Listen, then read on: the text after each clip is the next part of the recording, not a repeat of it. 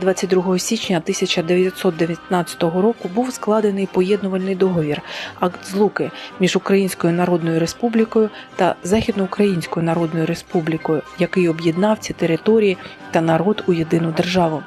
Але за радянських часів Україна перебувала у складному становищі через вплив з боку Росії, Польщі, Чехії та Румунії. І вже у 1990 році настав той самий незабутній день національного відродження незалежності України. Завтра сонце зустрічати, вирушати у світи.